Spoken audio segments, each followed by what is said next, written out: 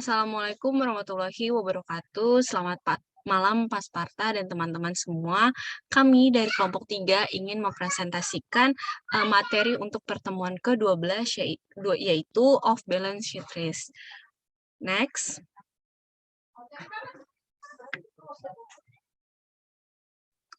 Untuk anggota kelompok 4 ada Janet Priscilia Jadu dengan NIM 2019-12-11-020.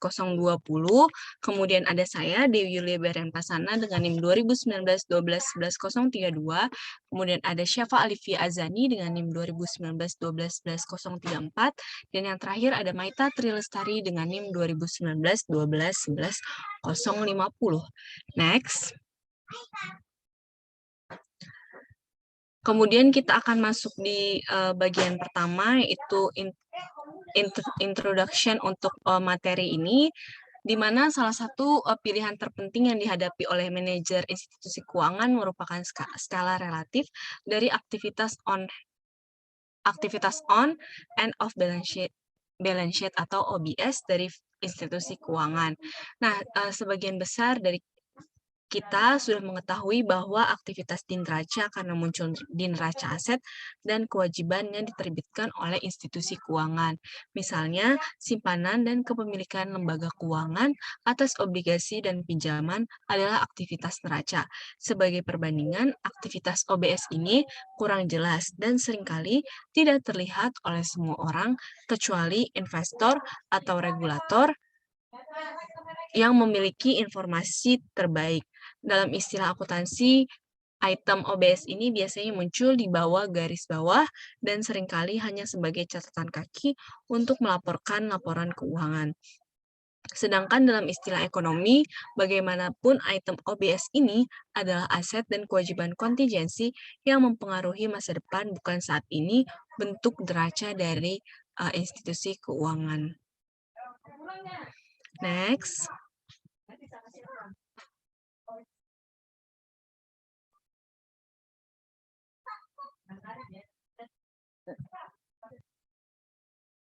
Dengan demikian, di sini institusi keuangan memiliki dampak langsung pada kemampuan dan kinerja laba di masa depan. Nah, akibatnya manajemen yang efisien dari item OBS ini sangatlah penting untuk mengendalikan keseluruhan exposure resiko di institusi keuangan modern. Dari perspektif penilaian, aset dan kewajiban OBS berpotensi menghasilkan arus kas masa depan yang positif atau negatif. Biaya dari aktivitas OBS memberikan sumber utama pendapatan non-bunga bagi kebanyakan lembaga keuangan, terutama yang terbesar dan paling layak dipercaya. Namun, aktivitas OBS ini dapat melibatkan resiko yang menambah exposure resiko lembaga keuangan secara keseluruhan.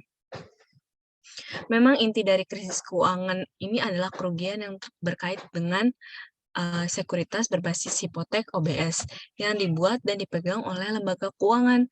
Kerugian ini tentunya mengakibatkan kegagalan, akuisisi atau bailout dari beberapa lembaga keuangan terbesar dan hampir kehancuran sistem keuangan ekonomi dunia.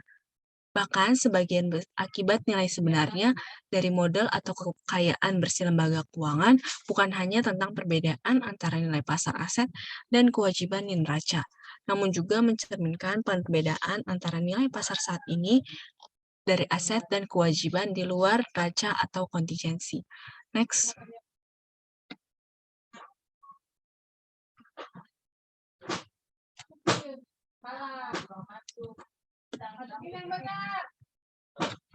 Kemudian, di bab ini kita akan membahas berbagai kegiatan OBS yang telah tercantum di tabel 16 strip 1 yang bisa kita lihat di layar. Pertama-tama kita akan membahas pengaruh aktivitas OBS pada exposure risiko, imbal hasil, dan solvabilitas lembaga keuangan. Kemudian, menjelaskan berbagai jenis kegiatan OBS dan risiko yang terkait dengan masing-masing. Karena aktivitas OBS ini menciptakan exposure resiko solvabilitas regulator, memberlakukan persyaratan modal pada aktivitas ini. Sementara pembahasan menekankan bahwa kegiatan ini dapat menambah resiko lembaga keuangan. Nah, di akhir bab ini kita akan mendiskusikan tentang peran kegiatan OBS dalam mengurangi resiko lembaga keuangan. Kotak perspektif industri menunjukkan beberapa masalah yang dipertimbangkan oleh JP Morgan Chase dalam mengevaluasi resiko di luar neraca. Next.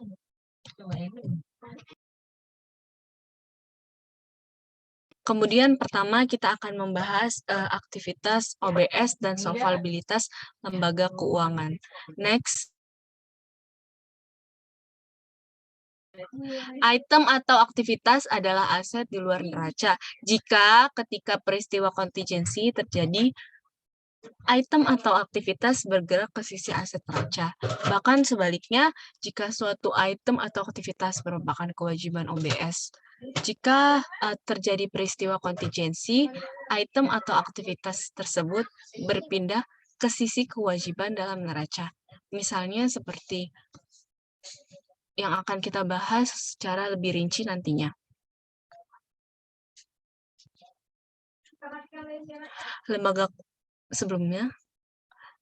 Lembaga keuangan akan menjual berbagai jaminan kerja, terutama jika jaminan bahwa pelanggan mereka tidak akan gagal membayar kewajiban keuangan dan lainnya.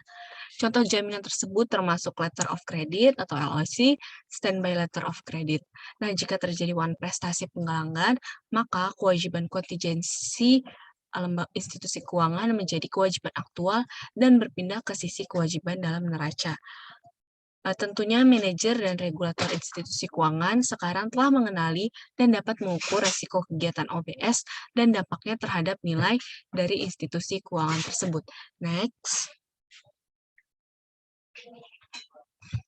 Nah, sementara beberapa bagian dari risiko OBS terkait dengan risiko suku bunga, risiko kredit, dan risiko lainnya.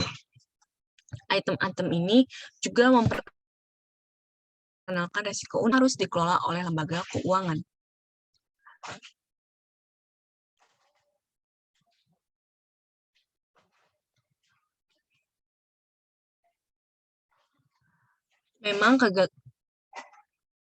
Memang kegagalan atau hampir kegagalan beberapa lembaga keuangan terbesar di Amerika Serikat selama krisis keuangan telah dikaitkan dengan risiko yang terkait dengan kegiatan OBS.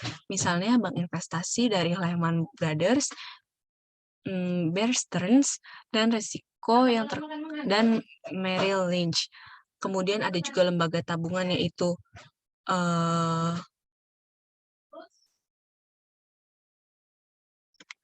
Washington Mutual, kemudian perusahaan asuransi yaitu AIG, kemudian bank komersial yaitu Group City, perusahaan keuangan dengan CIT Group, dan lembaga yang disponsori oleh pemerintah, Fannie Mae, dan Freddie Mac. Nah, kerugian penurunan nilai subprime ini, nilai subprime mortgage dan sekuritas OBS yang didukung oleh hipotek telah melebihi 1 triliun dolar di seluruh dunia hingga pertengahan 2009. Nah, seperti yang akan kita bahas nanti di bab ini, kepemilikan OBS dan runtuhnya pasar hipotek pada pertengahan akhir 2000-an mengakibatkan beberapa perubahan regulasi kegiatan OBS di lembaga keuangan. Di tabel 16 strip 2 mencantumkan beberapa kerugian penting lainnya untuk institusi keuangan dan dari perdagangan derivatif. Next.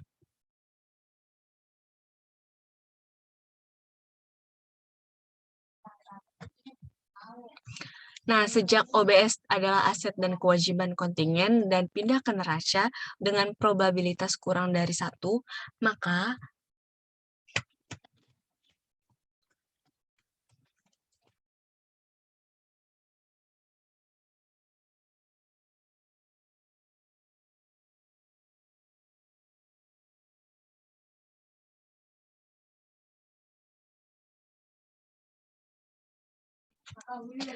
karena banyak item OBS melibatkan fitur opsi, metodologi yang paling umum adalah menerapkan klaim kontingensi atau penetapan harga opsi pada model keuangan asli. Contohnya yaitu cara yang paling relatif sederhana untuk memperkirakan nilai posisi OBS dalam opsi adalah dengan menghitung delta opsi sensitivitas nilai opsi terhadap 1 unit perubahan sekuritas yang mendasari, yang kemudian akan dikalikan dengan nosional dari posisi opsi.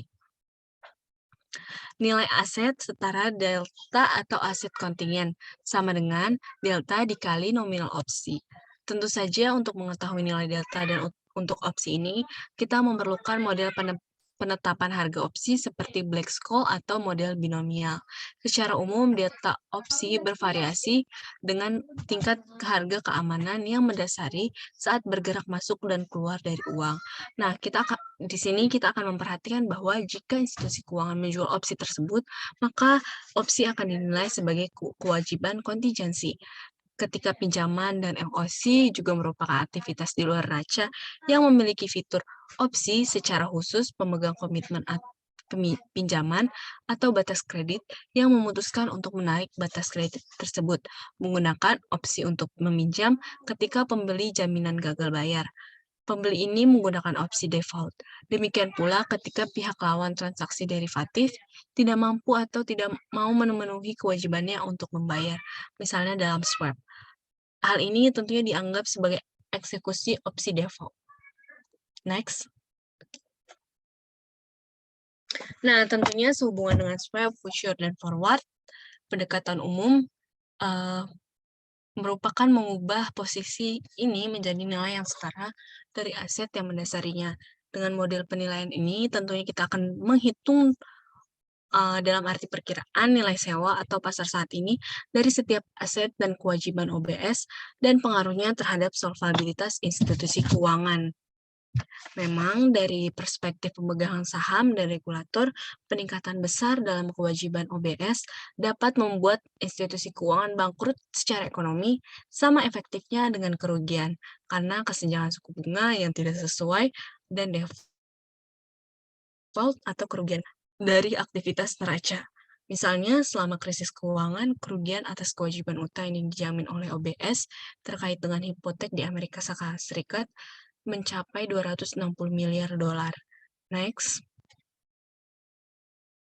Kemudian di subbab yang kedua, kita akan membahas pengembalian dan resiko aktivitas off balance sheet. Next.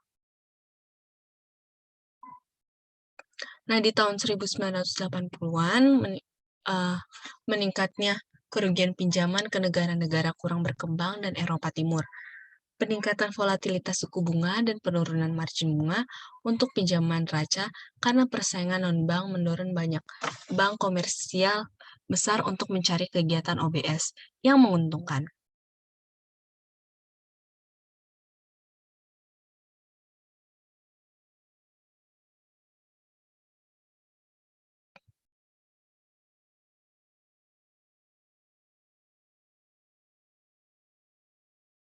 Dengan memindahkan aktivitas dari neraca, tentunya bank berharap untuk mendapatkan lebih banyak pendapatan biaya untuk mengimbangi penurunan margin atau spread pada bisnis mereka.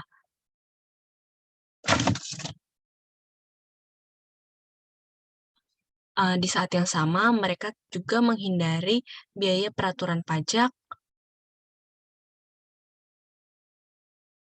biaya peraturan pajak karena persyaratan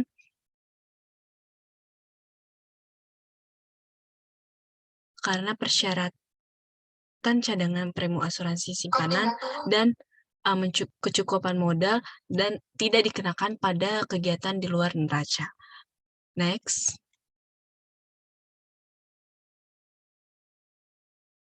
Nah, dengan demikian, bank memiliki insentif penghindaran pajak, pendapatan, dan peraturan untuk memindahkan aktivitas dari neraca mereka.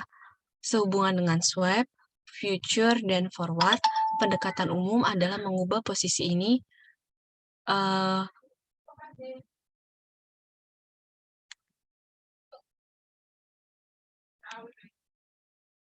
menjadi nilai yang setara dari aset yang mendasarinya.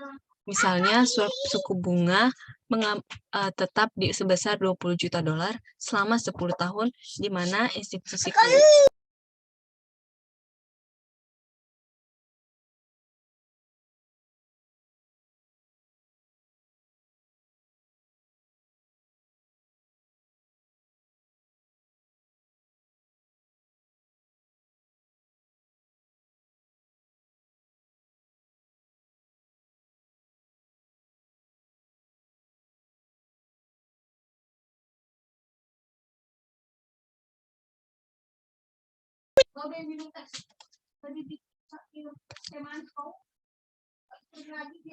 Nah, dapat dilihat dari ekuivalen dalam hal penilaian dari posisi neraca dalam dua obligasi senilai 20 juta dolar.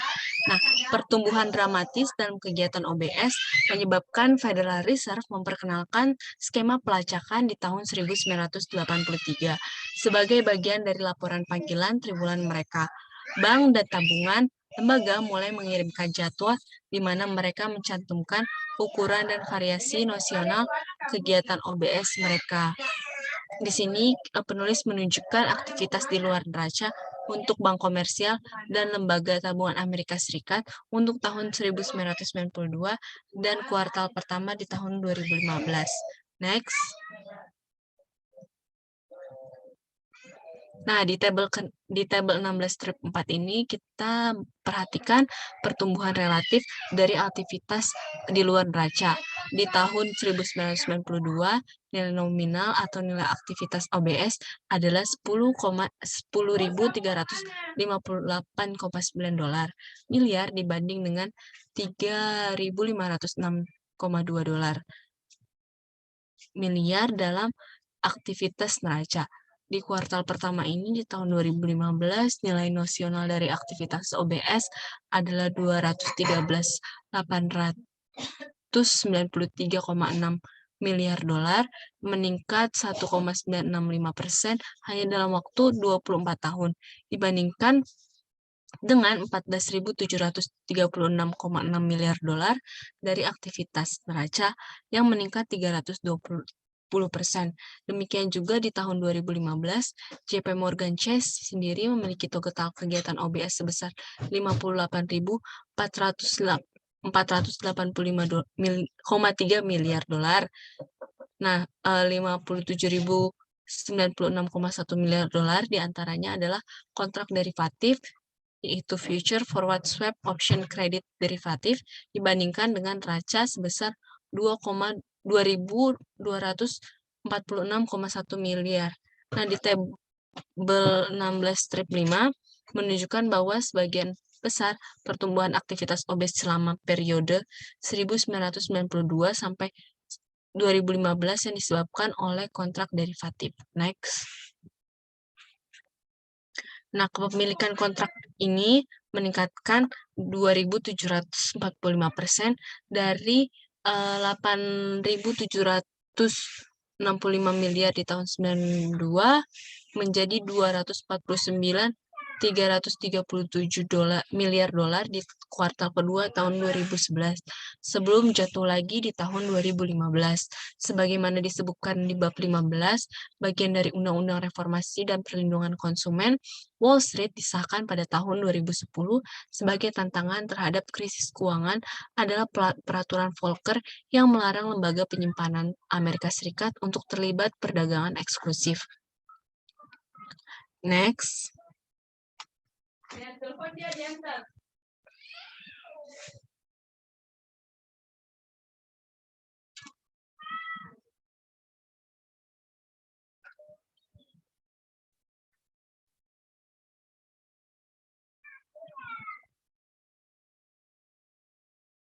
Selanjutnya akan dilanjutkan oleh Janet Priscilia Jadu.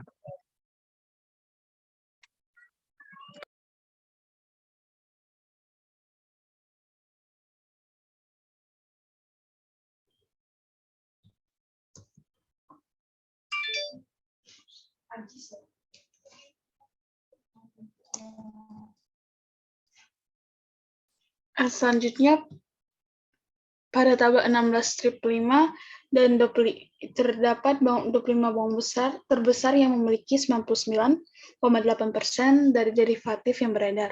Sementara, seperti yang disebutkan di atas, nilai nosional item OBS melebih-lebihkan nilai pasar atau klaim kontingen mereka saat ini.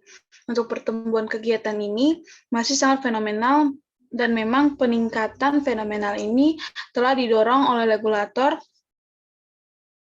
untuk pemberlakuan persyaratan modal pada kegiatan tersebut dan untuk secara eksplisit mengakui exposure risiko solvabilitas. lembaga keuangan dari mengejar kegiatan tersebut. Persyaratan modal ini mulai berlaku dari tanggal 1 Januari 1993 dari tabel 16-4 dan 16-5. Kemudian untuk jenis utama aktivitas OBS untuk Bank AS itu, yang pertama ada komitmen pinjaman, yang kedua surat kredit siaga dan surat kredit. Yang ketiga, kontrak berjangka, swap, dan opsi. Yang keempat, surat berharga saat diterbitkan. Dan yang terakhir ada pinjaman dijual. Perusahaan asuransi pun juga terlibat dalam sebagian besar kegiatan OBS ini. Bagian selanjutnya menganalisis aktivitas OBS ini secara lebih rinci dan memberikan perhatian khusus pada jenis exposure risiko yang dihadapi oleh lembaga keuangan saat terlibat dalam aktivitas tersebut. Seperti yang telah kita diskusikan sebelumnya, penilaian pasar yang tepat dari aset dan kewajiban kontingensi ini bisa sangat sulit karena fitur klaim kontingensi dan aspek opsi yang kompleks. Paling tidak, manajer institusi keuangan harus memahami dan tidak hanya fitur umum dari exposure risiko yang terkait dengan setiap aset dan kewajiban OBS utama, tetapi juga bagian masing-masing dapat mempengaruhi pengembalian dan profitabilitas lembaga keuangan. Kemudian pada tabel 16-5 ini ada derivatif kontak dari komersial bank dan kontrak produk, di mana untuk kuartal pertama atau first quarter di 2015 itu sebesar $120.000 dan untuk kuartal kedua pada 2011 yaitu sebesar $249.337.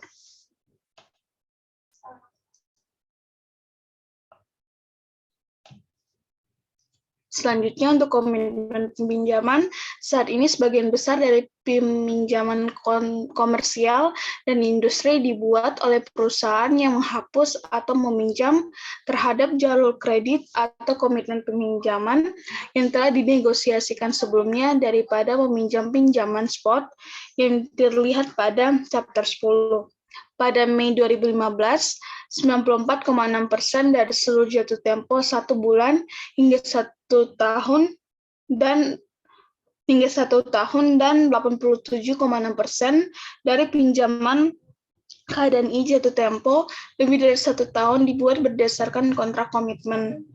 Perjanjian komitmen pinjaman adalah komitmen kontraktual institusi keuangan untuk meminjam kepada perusahaan dalam jumlah maksimum tertentu, misalnya $10 juta pada tingkat suku bunga tertentu, misalnya 12%. Perjanjian komitmen pinjaman juga menentukan jangka waktu peminjam memiliki opsi untuk menghapus pinjaman ini. Jika pinjaman ini tidak diperlukan, opsi atau penarikan tidak akan dilakukan. Sebagai imbalan untuk membuat komitmen pinjaman ini, institusi keuangan dapat membebankan biaya di muka atau biaya fasilitas. Dicontohkan bahwa 1/8 ini 1/8%. Selain dari itu, ukuran institusi keuangan harus komitmen dan siap untuk memasok $12.500, kemudian $10 juta penuh setiap saat selama periode komitmen dan pada periode waktu 1 tahun. Sementara itu, peminjam memiliki opsi berharga untuk menurunkan jumlah dari $0 dan $10 juta. Institusi keuangan juga dapat membebankan biaya back-end atau biaya komitmen kepada peminjam atau saldo yang tidak terpakai dalam baris komitmen pada akhir periode. Dalam contoh ini, kepada peminjam atas saldo yang tidak terpakai dalam baris komitmen pada akhir periode. Dalam contoh ini, jika peminjam mengambil hanya $8 juta dana selama 1 tahun dan biaya atas komitmen yang tidak digunakan adalah persen, maka institusi keuangan akan menghasilkan pendapatan tambahan sebesar persen kali $2 juta atau $5.000. Kemudian untuk contoh 16-1, perhitungan yang dijanjikan dikembalikan atau pinjaman komitmen. Itu untuk menunjukkan bahwa bagaimana fitur unik dari komitmen peminjaman mempengaruhi pengembalian yang dijanjikan atau 1 tambah K dari pinjaman. Dalam chapter 10, kami mengembangkan model untuk menentukan 1 per tambah K pinjaman spot dan diperpanjang dengan mengizinkan penghapusan sebagian dari biaya di muka dan belakang yang bisa ditemukan dalam komitmen pinjaman. Untuk komitmen komitmen pinjaman 1 tahun. Untuk yang pertama, ada BR, untuk variabelnya ada BR, ada P. BR dengan persen 12%, kemudian P sebesar 2%,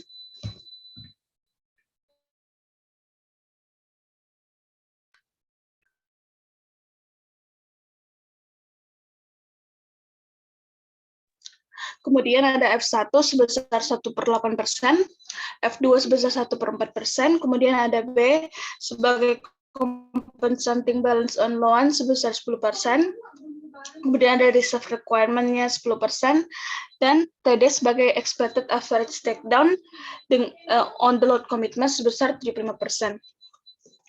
Untuk rumus umum pengembalian yang dijanjikan dalam kurun 1 tambah K dari komitmen pinjaman itu adalah 1 tambah K sama dengan 1 ditambahkan dengan F1 tambah F2 dalam kurung 1 kurang TD, kemudian ditambahkan dengan BR tambah P dikalikan dengan TD.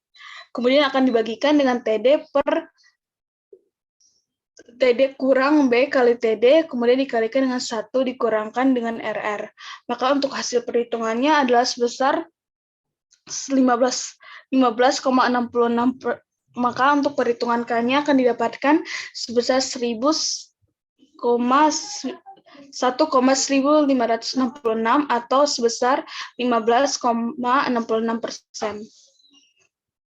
Kemudian masih mengenai contoh dari gambar 16-1 ini untuk struktur pinjaman komitmen, untuk upfront fee-nya yaitu dari 1/8% dari wall line-nya, kemudian untuk back end fee-nya itu sebesar 1/4% untuk unused portion, untuk komitmennya itu 10 juta per tahun. Maka untuk perhatikan bahwa hanya ketika peminjaman benar-benar menarik komitmen, maka pinjaman yang dibuat berdasarkan komitmen akan muncul di neraca. Jadi hanya ketika peminjam atau pinjaman itu sebesar $8 juta diturunkan, neraca akan menunjukkan pinjaman baru senilai $8 juta yang sedang dibuat. Ketika komitmen $10 juta dibuat pada waktu 0, maka tidak ada yang terlihat di neraca.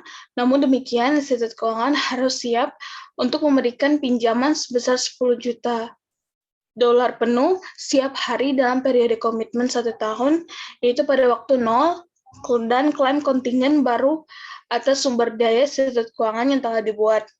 Hal ini menimbulkan banyak pertanyaan mengenai risiko kontingensi apa yang diciptakan oleh ketentuan komitmen pinjaman, dan setidaknya ada 4 risiko yang terkait dengan perpanjangan komitmen pinjaman, yaitu risiko suku bunga, yang kedua ada risiko penghapusan, yang ketiga ada risiko kredit, dan yang keempat ada risiko pendanaan agregat. Yang pertama di sini dibahas adalah risiko suku bunga.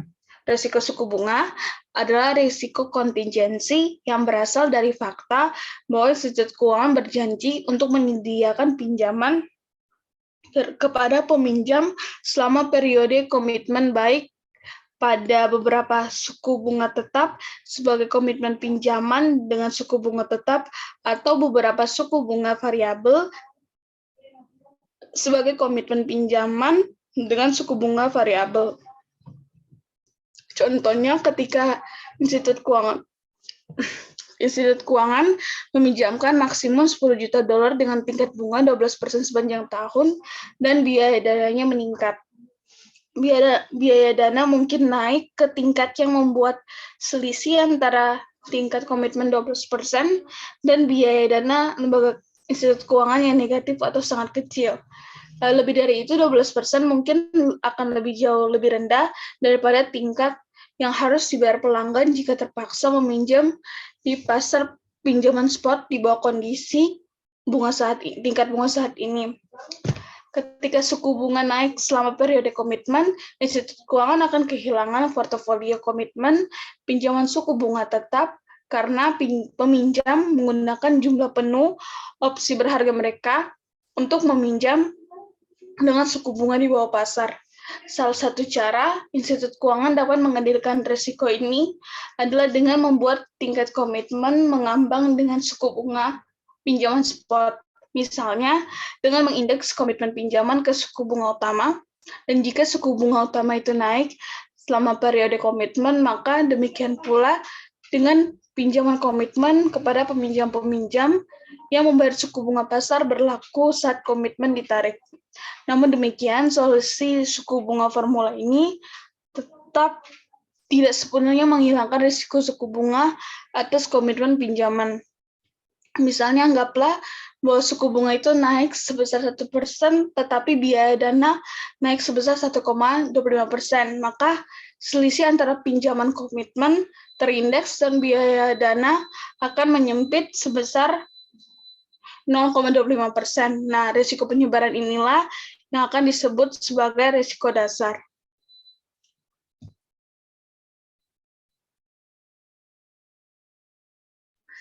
Selanjutnya yang kedua ada risiko penghapusan.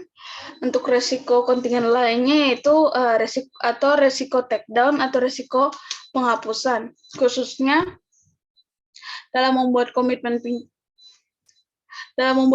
pinjaman, institusi keuangan harus selalu siap untuk memberikan komitmen batas maksimum sebesar $10 juta dalam contoh.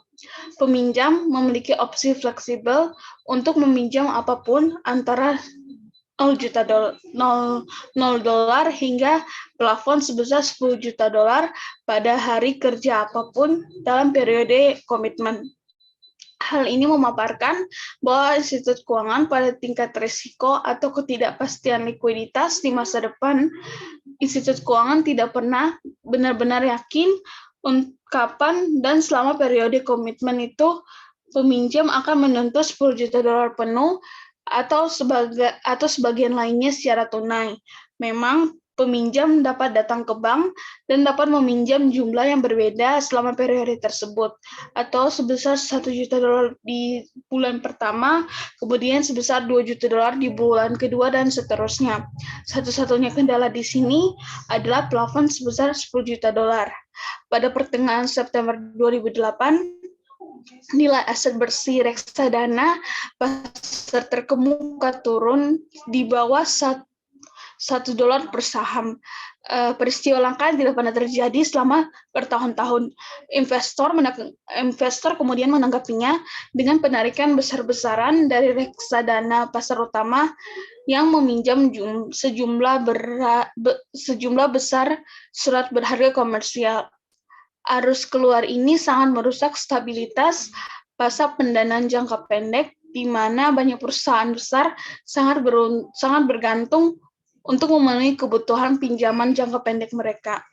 Akibatnya banyak perusahaan keuangan dan non-keuangan yang beralih ke jalur kredit cadangan mereka di bank komersial untuk pendanaan. Misalnya pada Juni 2008, General Motors Corporation memiliki lebih dari $22 miliar jalur kredit bank yang tersedia dari institusi keuangan seperti Bank of America and Citigroup.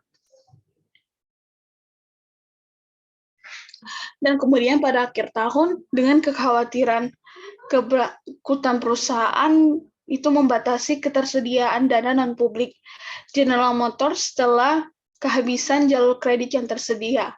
Kemudian mereka menurunkan jumlah penuh yang tersedia untuk Federal Reserve, dan kemudian melaporkan bahwa komitmen bank yang tidak terpakai untuk mendanai pembangunan properti komersial dan residensial itu turun sekitar 30% pada 2008.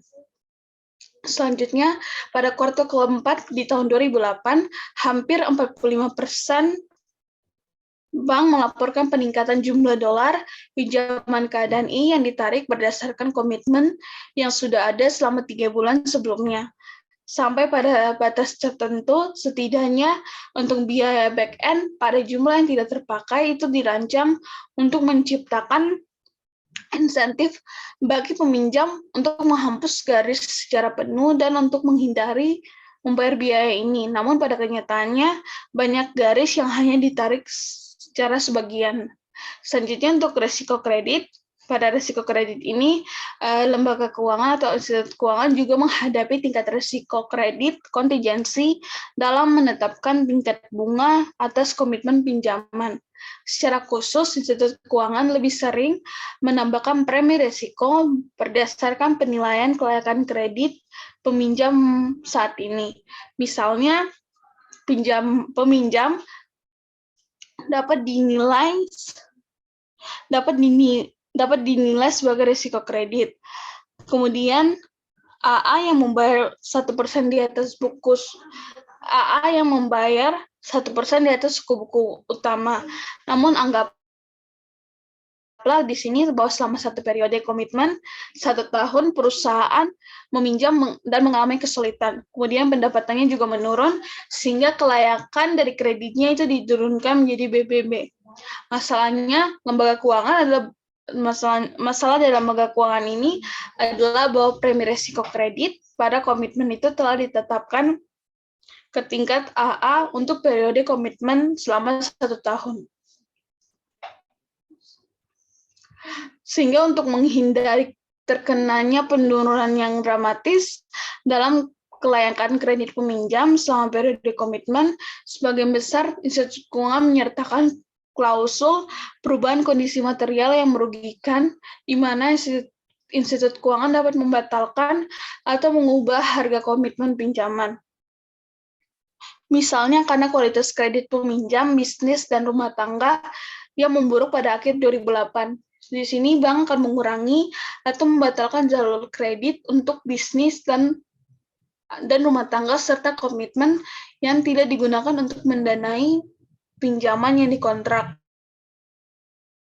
Namun, menerapkan klausul seperti itu sebenarnya merupakan taktik upaya terakhir bagi institut keuangan karena dapat membuat peminjam gulung tikar atau bangkrut dan mengakibatkan tuntutan hukum yang mahal atas pelanggaran kontrak. Kemudian yang selanjutnya untuk risiko pendanaan yang agregat. Untuk risiko kali ini, banyak perusahaan peminjam besar seperti Home Depot, Ford, dan IBM mengambil beberapa komitmen atau jalur kredit dengan banyaknya institut keuangan sebagai asuransi terhadap krisis kredit di masa depan.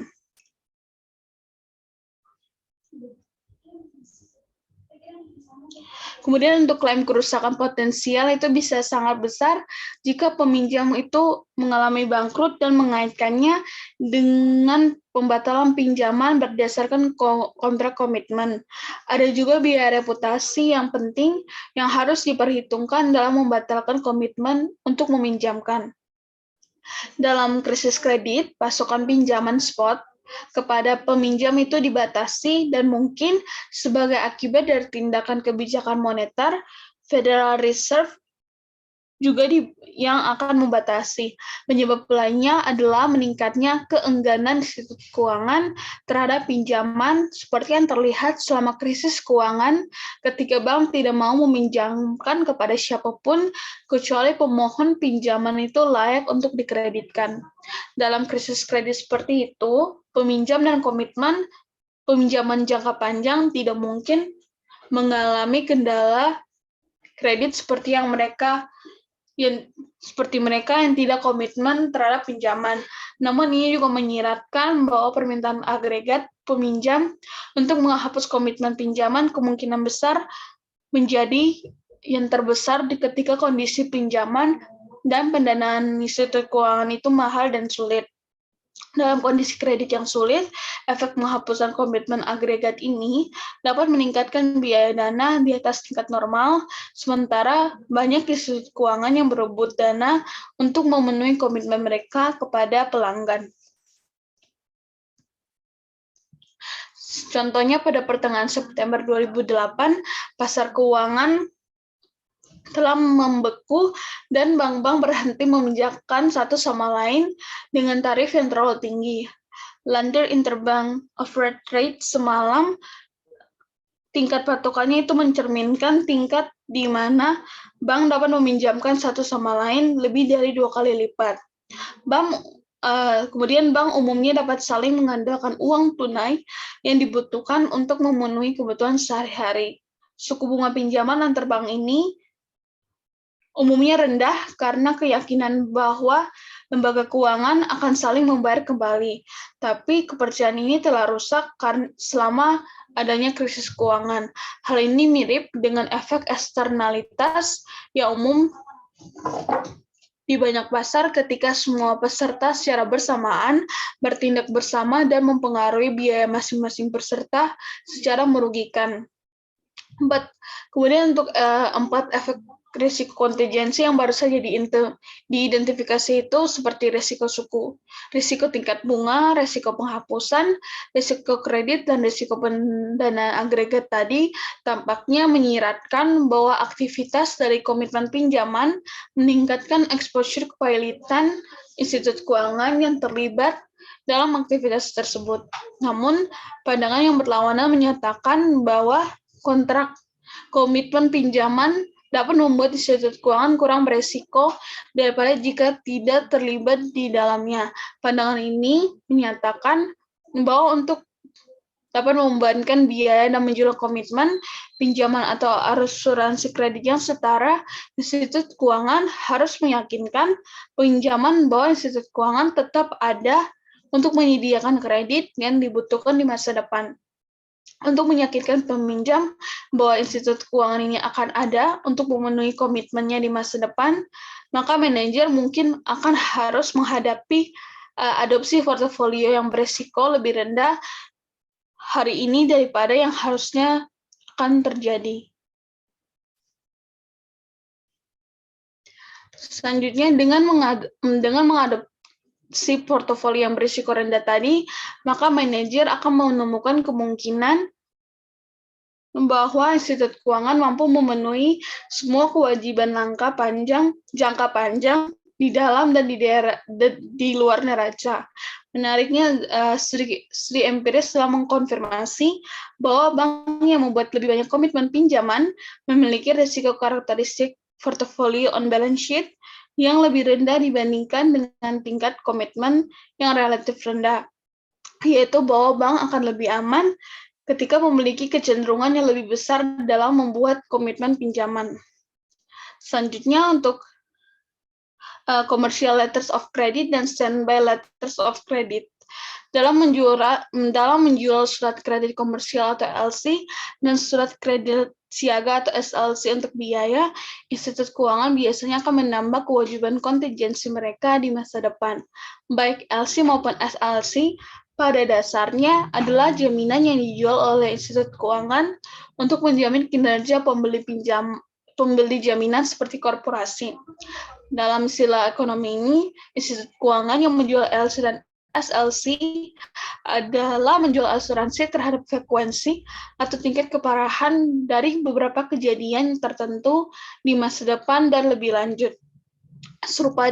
Yaitu yang serupa dengan berbagai lini asuransi yang dijual oleh perusahaan asuransi, properti korban, kontrak LC, dan SLC yang berbeda dalam hal tingkat keparahan dan frekuensi exposure risiko mereka. Selanjutnya akan diperlihatkan exposure risiko institusi keuangan dari yang terlibat dalam kegiatan SLC dan LC dari off balance sheet.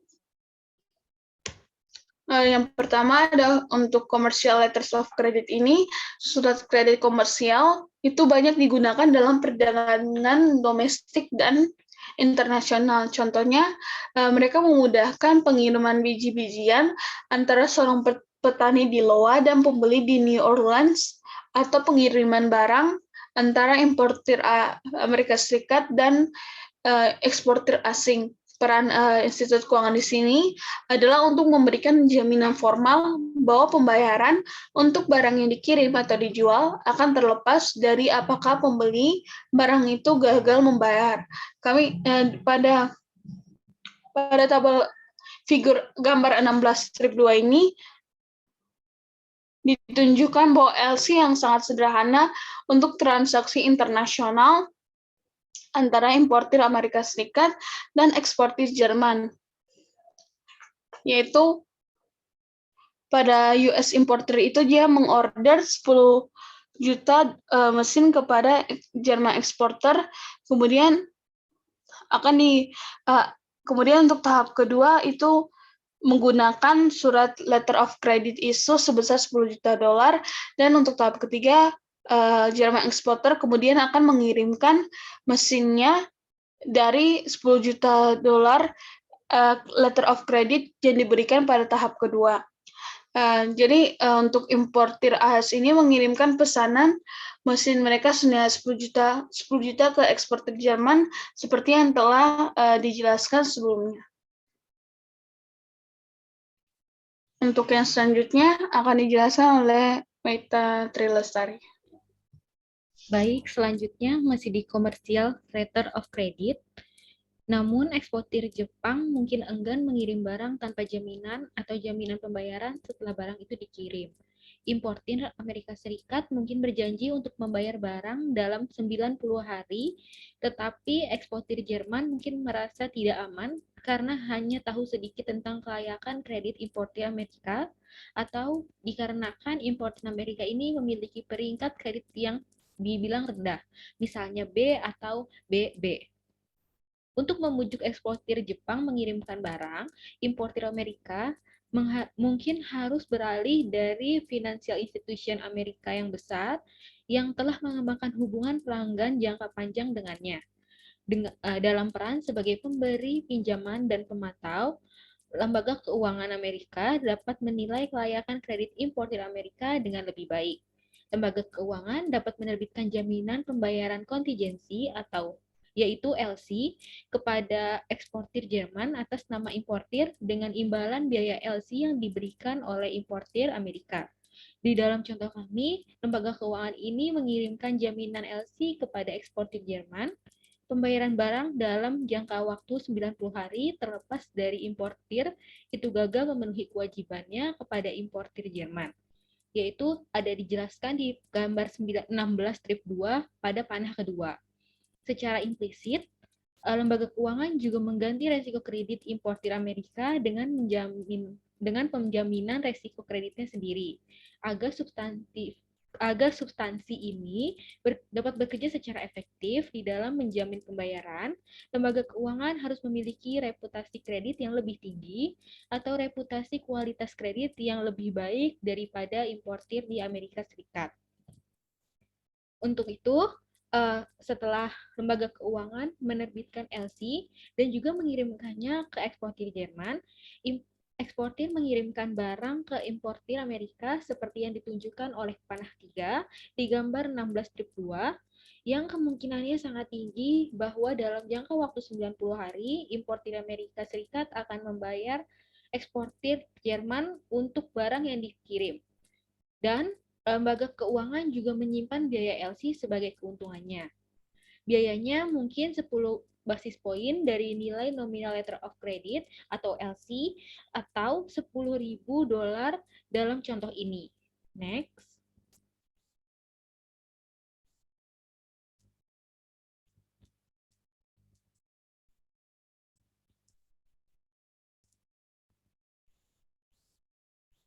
Selanjutnya ada standby letters of credit. Untuk letter of credit siaga melakukan fungsi asuransi yang mirip dengan letter of credit di komersial sebelumnya. Namun, struktur dan resiko yang ditanggung itu berbeda. Lembaga keuangan dapat menerbitkan SLC, yaitu standby letter of credit, untuk mencakup kontingensi yang berpotensi lebih parah, kurang dapat diprediksi ataupun sering, dan belum tentu terkait dengan perdagangannya. Untuk kontingensi ini termasuk kejaminan kinerja obligasi di mana lembaga keuangan dapat menjamin bahwa pengembangan real estate akan selesai di dalam beberapa interval waktu. Sebagai alternatif, lembaga keuangan dapat menawarkan jaminan untuk mendukung penerbitan surat berharga atau commercial paper atau obligasi pendapatan kota untuk memungkinkan penerbit mencapai peringkat kredit yang lebih tinggi, biaya pendanaan yang lebih rendah daripada yang seharusnya terjadi. Tanpa adanya peningkatan kredit, misalnya banyak perusahaan tidak akan dapat meminjam di pasar commercial paper atau harus meminjam dengan biaya pendanaan yang lebih tinggi.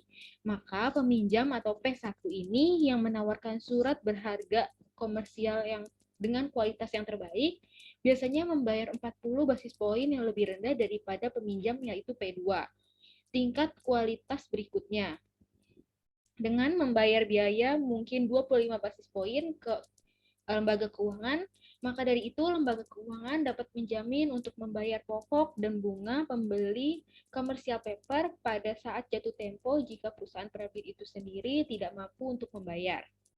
Dukungan dari SLC dari masalah commercial paper ini biasanya dapat menghasilkan penempatan kertas di kelas resiko default terendah yaitu untuk P1 dan penghematan penerbitan hingga 15 basis poin untuk biaya penerbitan sampai dengan 40 basis poin untuk spread di P2 dikurang dengan sampai dengan P1 yaitu dikurangi 25 basis poin.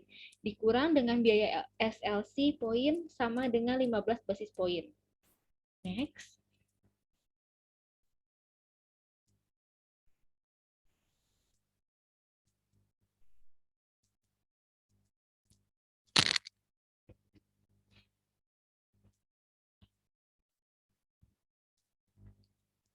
Perhatikan bahwa di dalam menjual standby letter of credit ini, lembaga keuangan bersaing secara langsung dengan produk OBS mereka yang lainnya. Komitmen peminjaman daripada membeli SLC dari lembaga keuangan untuk mendukung masalah commercial paper, perusahaan penerbit mungkin membayar biaya kepada lembaga keuangan untuk menyediakan komitmen pinjaman. Komitmen pinjaman ini dapat sesuai dengan ukuran dan juga jatuh tempo penerbitan commercial paper. Maka seringkali biaya di muka untuk komitmen pinjaman semacam itu lebih rendah daripada yang ada di SLC. Oleh karena itu, perusahaan penerbit CP ini lebih memilih untuk menggunakan komitmen pinjaman. Maka perlu ditekankan bahwa bank di Amerika Serikat ini bukan satu-satunya penerbit SLC. Pertumbuhan baris ini untuk asuransi properti telah datang dengan mengorbankan bank-bank di Amerika Serikat. Selain itu, untuk bank-bank asing semakin mengambil bagian yang besar dari pasar di Amerika Serikat untuk DLC sendiri. Alasan kerugian di dalam lini bisnis ini oleh bank-bank Amerika adalah bahwa untuk menjual jaminan seperti SLC secara kredibel, penjual harus memiliki peringkat yang lebih baik daripada pelanggan. Dalam beberapa tahun terakhir, beberapa bank yang ada di Amerika atau induk perusahaan mereka memiliki peringkat AA. Lembaga keuangan domestik dan juga bank asing lainnya di sisi lain lebih sering memiliki peringkat AA. Peringkat kredit yang tinggi itu tidak hanya membuat penjamin itu lebih menarik dari sudut pandang pembeli, tetapi juga membuat penjamin itu lebih kompetitif karena biaya dananya itu lebih rendah daripada lembaga keuangan yang kurang layak mendapatkan kredit. Next. Selanjutnya membahas mengenai resiko terkait dengan letter of credit. Resiko bagi lembaga keuangan yang menjual LC ini adalah bahwa pembeli LC ini mungkin gagal untuk melakukan seperti yang dijanjikan sebelumnya berdasarkan kewajiban kontrak di lembaga keuangan, akan berkewajiban untuk memenuhi jaminannya bahwa kewajiban kontraktual ini akan dipenuhi. Demikian juga untuk SLC, ada kemungkinan bahwa penerbit CP ini tidak mampu membayar pemegang sebesar yang dijanjikan pada saat jatuh tempo.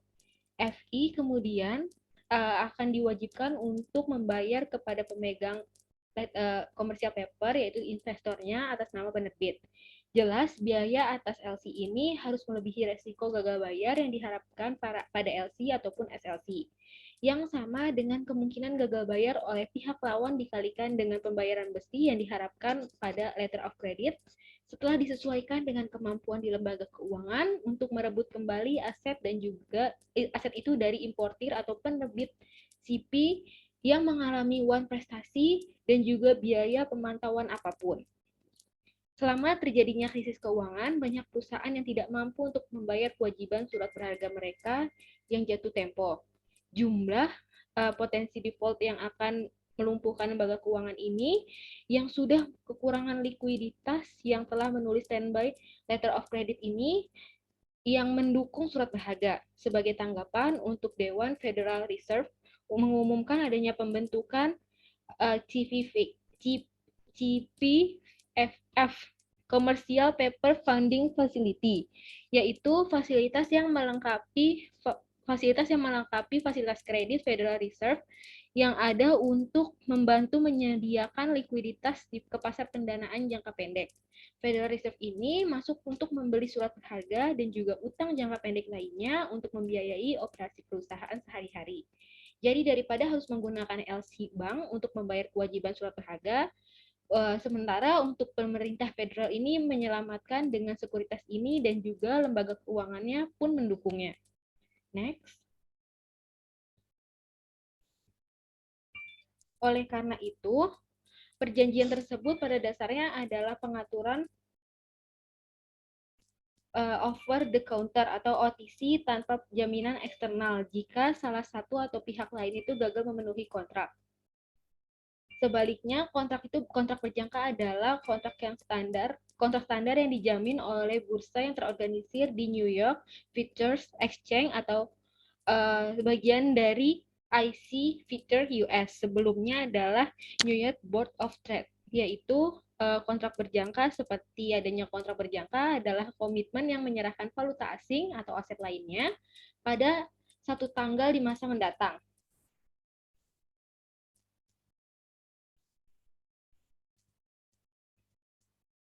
Jika pihak lawan gagal dalam kontrak berjangka, bagaimanapun pertukaran mengasumsikan posisi pihak yang gagal bayar dan kewajiban pembayaran kecuali keruntuhan pasar keuangan yang sistematis membayar pertukaran itu sendiri. Kontrak berjangka pada dasarnya bebas dari resiko default. Selain itu, resiko ini dapat dikurangi dengan penandaan harian di pasar kontrak. Ini juga mencegah akumulasi kerugian, keuntungan yang terjadi di dalam kontrak forward. Perbedaan ini akan dibahas di bab 22. Dan di dalam option kontrak ini dia memberikan holder the right. Dia bukan obligasi, tetapi dia membeli call option atau menjual option yang sudah di underlying di dalam periode yang spesifik. Next. Untuk pengertian dari swap itu sendiri, yaitu perjanjian antar dua pihak yang disebut rekanan untuk menukar arus kas periode tertentu di masa depan berdasarkan beberapa instrumen atau harga yang mendasarinya, misalnya tingkat bunga tetap atau mengambang pada obligasi ataupun wesel. Mirip dengan opsi, swap ini adalah instrumen OTC yang biasanya rentan terhadap risiko pihak lawan. Jika suku bunga atau nilai tukar uang mata uang asing ini itu bergerak banyak, di satu pihak dapat menghadapi exposure kerugian yang cukup besar di masa depan, yang menciptakan insentif untuk gagal bayar. Pasar derivatif kredit telah muncul atau tumbuh secara eksponensial selama beberapa tahun terakhir. Munculnya derivatif baru ini penting karena lebih banyak lembaga keuangan yang gagal sebagai akibat dari exposure resiko kredit daripada exposure resiko suku bunga atau FX.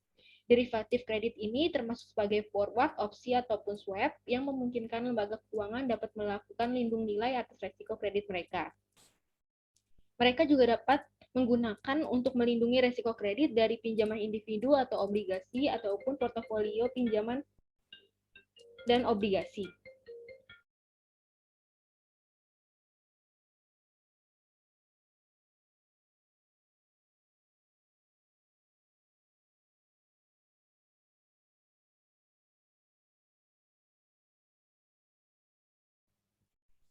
Next. Misalnya, jika peminjam mengajukan pilot, FI dapat menggunakan haknya untuk menukar pinjaman dengan penjual derivatif kredit dengan nilai nominal, sehingga melindungi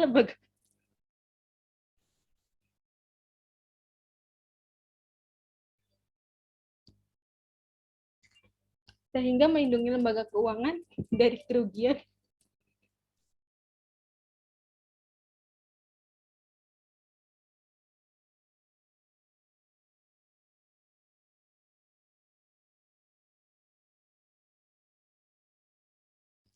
Maka, jika peminjam mengajukan pilot, lembaga keuangan ini dapat menggunakan haknya untuk menukar pinjamannya dengan penjual derivatif kredit dengan nilai nominal, sehingga melindungi lembaga keuangan dari kerugian di dalam jumlah nasional. Sebagai imbalannya, lembaga keuangan ini membayar penjual biaya di muka serta pembayaran berkala untuk mempertahankan perlindungan derivatif. Banyak juga lembaga keuangan yang memegang derivatif kredit dalam jumlah besar yang menahan mereka dalam beberapa hal yang dikenal sebagai kendaraan tujuan khusus atau SPV ataupun kendaraan investasi khusus atau SIV. Juga dikenal sebagai bank bayangan, yaitu pada bab 21. SIV ini dan juga SPV ini sepenuhnya dapat dijelaskan di bab 26, sementara untuk SPV ini terkait erat dengan SPV. Mereka berbeda dalam tingkat penting ketidaksesuaian jatuh tempo kewajiban mereka, yaitu surat berharga jangka pendek dan aset pinjaman jangka panjang maupun hipotek. Sebaliknya, SPV umumnya mencocokkan jatuh tempo kewajiban mereka, yaitu obligasi dengan aset mereka, yaitu hipotek jangka panjang. SPV juga membeli aset pinjaman baru dari bank asal dengan uang tunai yang dihasilkan dari penjualan sekuritas yang beragun aset. SPV ini juga menjual sekuritas beragun aset yang baru dibuat derivatif kredit kepada investor seperti perusahaan asuransi dan dana pensiun mendapatkan biaya untuk layanan tersebut. Next. SPV ini adalah perusahaan operasi yang terstruktur yang berinvestasi dalam aset yang dirancang untuk menghasilkan pengembalian yang lebih tinggi daripada biaya dana SPV. Daripada menjual sekuritas yang beragun aset secara langsung kepada investor untuk mendapatkan uang tunai, SPV ini menjual obligasi atau surat berharga kepada investor untuk mengumpulkan uang tunai untuk membeli aset bank. SPV kemudian menyimpan pinjaman yang dibeli dari bank di neraca sendiri sampai dengan jatuh tempo. Aset pinjaman yang dimiliki oleh SPV ini mengembalikan instrumen utang yang diterbitkan oleh SPV kepada investor. SPV ini juga membayar tingkat bunga yang lebih rendah atas utang jangka pendek yang diterbitkan daripada yang diperoleh dari hipotek dan aset jangka panjang lainnya yang diinvestasikan. Namun pendanaan jangka pendek SPV ini harus digulirkan cukup sering untuk melanjutkan pembiayaan SPV ini. Ini dapat membantu SPV menghadapi resiko likuiditas, yaitu kegagalan rollover kewajiban, serta resiko bunga karena ketidaksesuaian durasi aset dengan kewajiban mereka. Next. Organisasi SPV ini sebagai entitas yang terpisah nampaknya memberikan keterpencilan kebangkrutan dari penjualan aset yang seringkali itu terjadi di bank. Namun selama krisis keuangan, kekurangan likuiditas membuat hampir tidak mungkin bagi SPV ini untuk menggulung surat berharga mereka dan mendanai aset mereka, karena SPV ini memiliki jalur kredit cadangan dari bank sponsor, misalnya Citibank yang menyediakan jalur kredit SPV off balance sheet. Jalur ini ditarik untuk mencegah SPV menjadi bangkrut, namun pada dasarnya SPV ini diintermediasi kembali ke bank secara efektif, apa yang merupakan bank di luar neraca, ya, dan itu bank di luar neraca itu SPV menjadi bank di neraca. Next.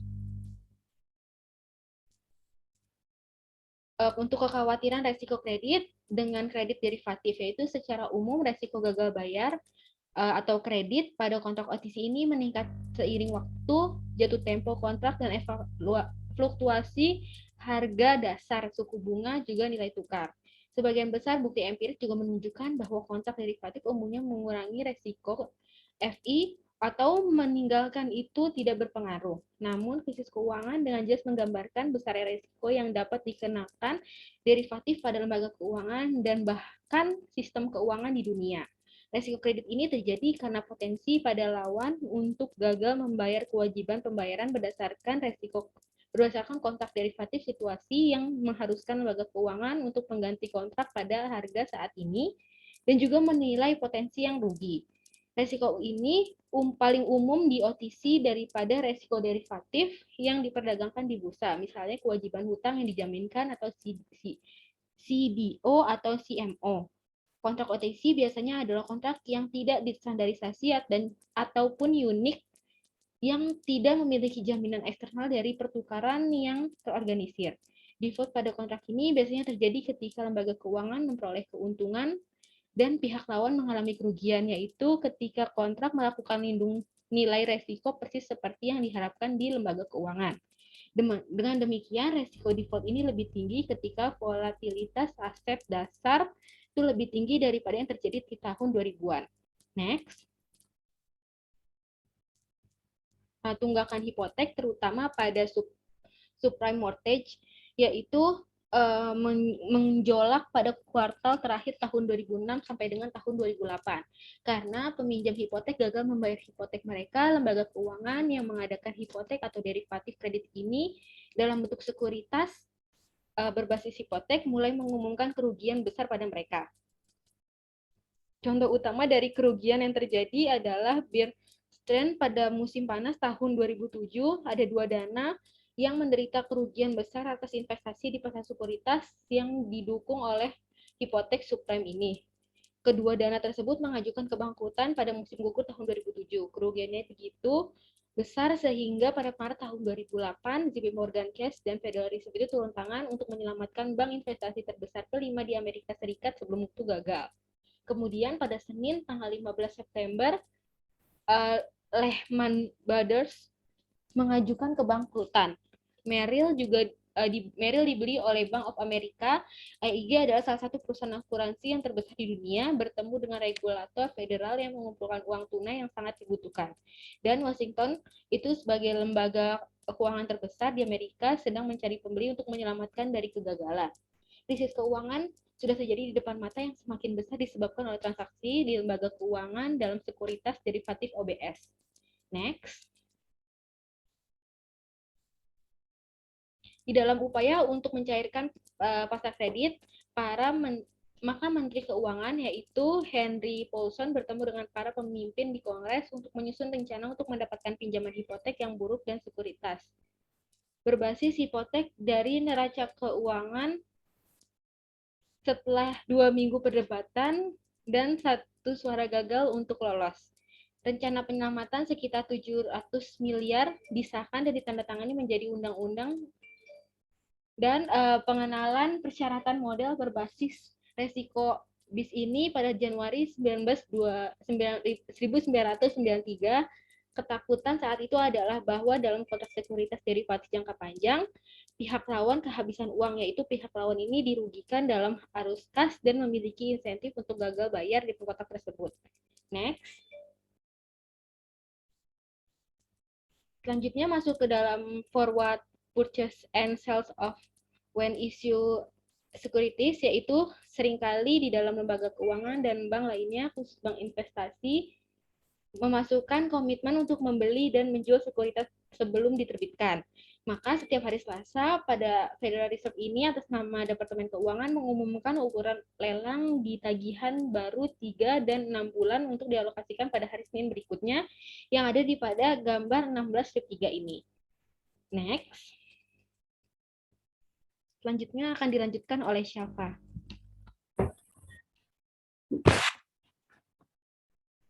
Untuk selanjutnya, risiko terkait dengan sekuritas saat diterbitkan.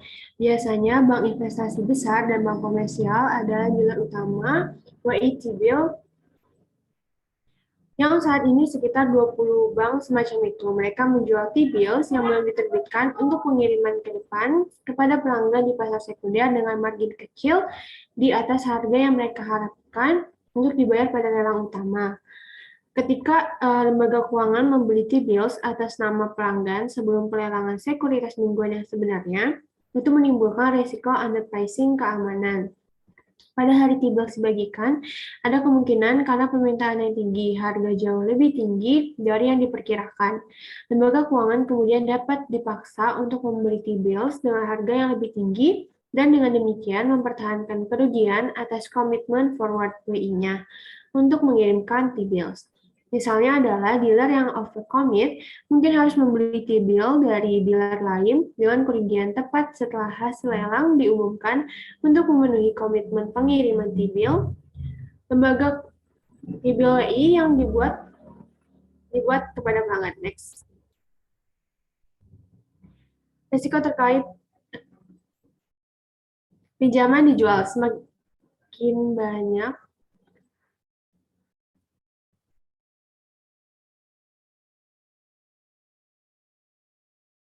selanjutnya adalah pinjaman dijual. Semakin banyak bank dan lembaga keuangan lainnya memulai pinjaman di neraca mereka, tetapi alih-alih menahannya hingga jatuh tempo, mereka dengan cepat menjualnya kepada investor di luar. Investor di luar tersebut antara lain bank lain, perusahaan asuransi, reksadana, bahkan korporasi. Dalam bertindak sebagai pemberi pinjaman dan penjual pinjaman, lembaga keuangan lebih banyak beroperasi sebagai perantara pinjaman daripada sebagai trafo aset tradisional. Kita bisa lihatnya di bab 1. Kami membahas secara lebih rinci di bab 25, jenis pinjaman yang dijual lembaga keuangan, insentif mereka untuk dijual, dan cara menjualnya. Next. Masih di resiko terkait dengan penjualan pinjaman, misalnya pinjaman dijual dengan jaminan, kemudian penjualan pinjaman menghadirkan resiko kredit kontingen jangka panjang kepada penjual. Pada dasarnya, pembeli pinjaman memiliki opsi jangka panjang untuk mengembalikan pinjaman kepada penjual yang dapat digunakan pembeli jika kualitas kredit dari pinjaman yang dibeli memburuk. Ketika suku bunga meningkat, ada kemungkinan yang lebih tinggi dari default pinjaman dan kemungkinan yang lebih tinggi lembaga keuangan harus membeli kembali sebagian dari pinjaman. Pinjaman dengan reputasi kredit yang baik akan lebih kecil kemungkinannya untuk gagal bayar. Pada kenyataannya, sifat recourse atau non-recourse dari penjualan peminjaman seringkali ambigu. Contohnya adalah beberapa orang berpendapat bahwa lembaga keuangan pada umumnya bersedia untuk membeli pinjaman tanpa jaminan yang buruk untuk menjaga reputasi mereka di mata pelanggan.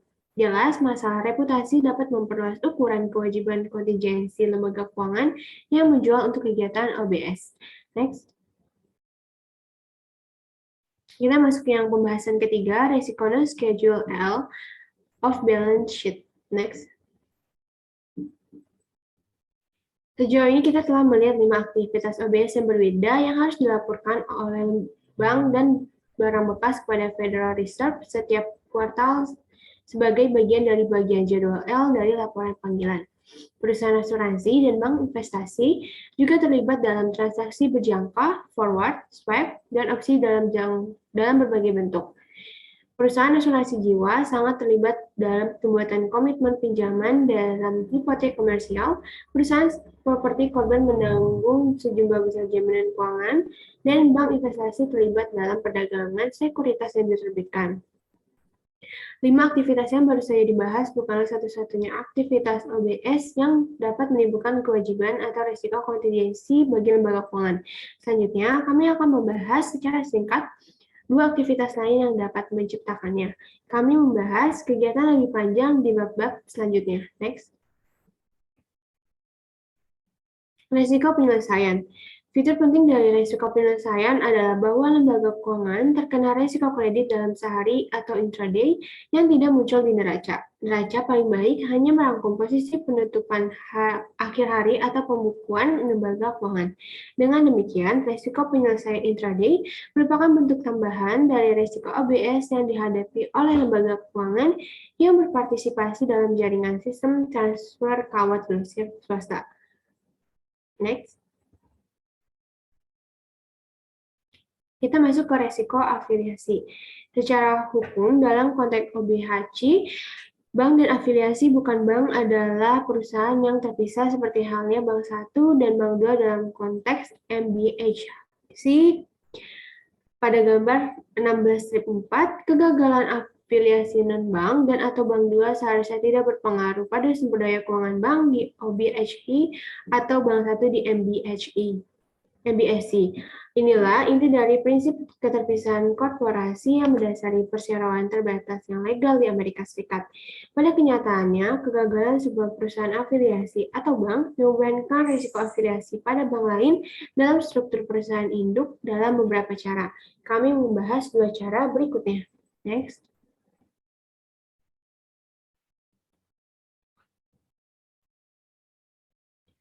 Berikut dua cara OBHC yang meliputi bank dan afiliasi non-bank, dan untuk MBHC meliputi bank 1, bank 2, dan afiliasi non-bank. Next. Pertama, kreditur dari afiliasi yang gagal dapat mengklaim sumber daya bank yang bertahan dengan alasan bahwa secara operasional, atas nama atau dalam aktivitas, bank tersebut sebenarnya bukan perusahaan yang terpisah dari afiliasinya yang gagal. Argumen estoppel yang dibuat di bawah undang-undang ini berdasarkan pada gagasan bahwa pelanggan dari lembaga yang gagal relatif tidak canggih dalam urusan keuangan mereka. Mereka mungkin tidak dapat membedakan antara perusahaan yang gagal dan afiliasinya yang bertahan karena kesamaan nama atau alasan serupa. Yang kedua, regulator telah mencoba untuk menegakkan doktrin sumber kekuatan dalam beberapa tahun terakhir untuk kegagalan MBHC yang besar. Di bawah doktrin ini, yang secara langsung menentang prinsip keterpisahan perusahaan, sumber daya bank yang sehat dapat digunakan untuk mendukung bank yang gagal. Sementara, regulator telah mencoba menerapkan prinsip ini. Pengadilan umumnya mencegah hal ini. Next. Kita masuk pembahasan keempat, peran kegiatan OBS dalam mengurangi resiko. Next. Bab ini telah menekankan bahwa OBS dapat menambah risiko kegiatan lembaga keuangan. Memang, sebagian besar aset dan kewajiban kontingensi memiliki berbagai karakteristik yang dapat menonjolkan exposure risiko default dan atau suku bunga lembaga keuangan. Meski begitu, lembaga keuangan menggunakan beberapa instrumen OBS terutama forward, futures, opsi, dan swap untuk mengurangi atau mengelola risiko suku bunga. Risiko nilai tukar mata uang asing dan exposure nilai risiko kredit dengan cara yang lebih unggul daripada yang akan ada jika tidak ada.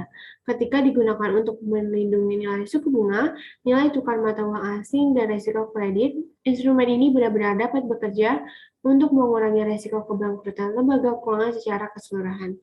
Contohnya, risiko bahwa pihak lawan mungkin gagal bayar atau risiko kontrak valu asing berjangka sangat kecil. Ini mungkin jauh lebih rendah daripada risiko kebangkrutan yang dihadapi lembaga keuangan jika tidak menggunakan kontrak berjangka untuk melindungi aset valuta asingnya dari fluktuasi nilai tukar yang tidak diinginkan. Next.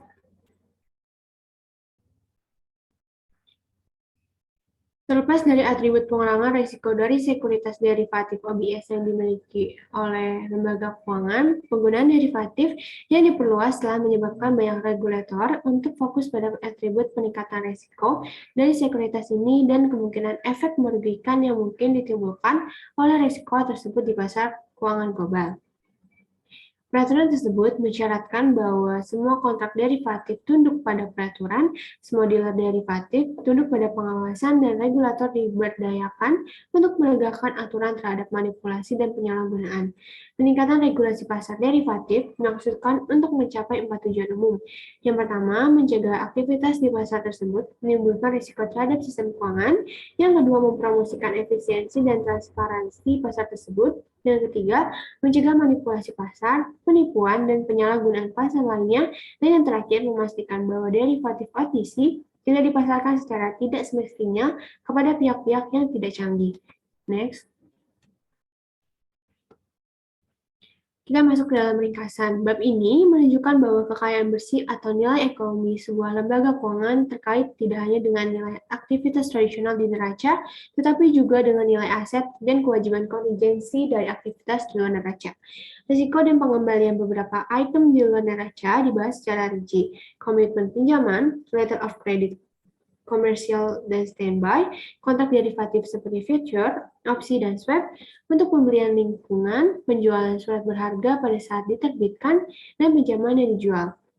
Dalam semua kasus, jelas bahwa instrumen ini memiliki dampak besar pada profitabilitas dan risiko lembaga keuangan di masa depan. Dua risiko lain yang terkait dengan aktivitas di luar neraca, risiko penyelesaian dan risiko afiliasi juga dibahas. Bab ini menyimpulkan dengan menunjukkan bahwa meskipun kegiatan di luar neraca dapat meningkatkan risiko, kegiatan tersebut juga dapat digunakan untuk melindungi nilai eksposur neraca yang menghasilkan risiko yang lebih rendah serta menghasilkan pendapatan biaya bagi lembaga keuangan. Next. Sekian presentasi dari kelompok kami, kurang lebih mohon maaf. Wassalamualaikum warahmatullahi wabarakatuh.